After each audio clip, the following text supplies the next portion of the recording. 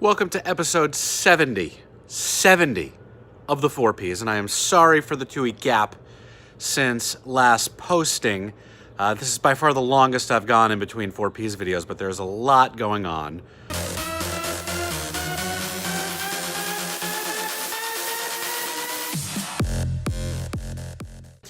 It is also the day before yet another social media week kicks off here in New York.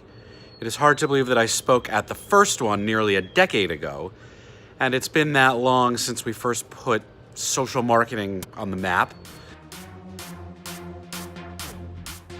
This social media week, what I'm really most hoping that we dig into and focus at least a little bit of time on is how social can drive the path to conversion.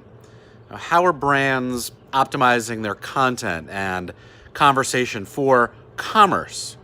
Because if it's just about branding or an awareness play, I promise you're falling short of potential, at least for most brands. So I'll be kicking things off first on Tuesday at the Brand Innovators Social Summit, where I'll be hosting a Q&A or a fireside chat. I'm not sure if there'll be a fire, but if you see me, come say hello. Or actually, since it's social media week, if you see me, send a tweet from across the room. So instead of using this personal P to wish my wife a happy birthday, since that was yesterday, or to talk about my sick pup who's been puking and dealing with GI issues for the past 24 hours that had me in the animal hospital ER all night, I'm going to spend this P talking about something a lot more fun. Spring is in the air for the most part, and Cannes is only 6 or so weeks away. So I'm going to use this P to talk about something more fun, parties. Specifically, a party in Cannes. If you are there, that Tuesday night in June, I'm hosting for the first time an event there, and I really need a big turnout, for ego and pride purposes. Cocktails, hors d'oeuvres, which is French, conversation, it'll be great. I'll also be leading a Q&A there with Digiday media editor Sahil Patel. You are all invited. However, you actually need to RSVP. So if you're interested, just send me a note and I will add you to the list and send you the info. Welcome to my first ever vegetable garden. I am excited to be cultivating this little section of my yard, but even more excited for the fruit and vegetables it will yield this summer.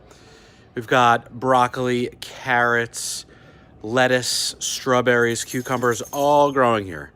And to make things more fun, these are being grown from seeds that I actually collected. Talk about practical. Yeah, I actually plucked some of these strawberry seeds from an actual strawberry itself. I cleaned it, I know.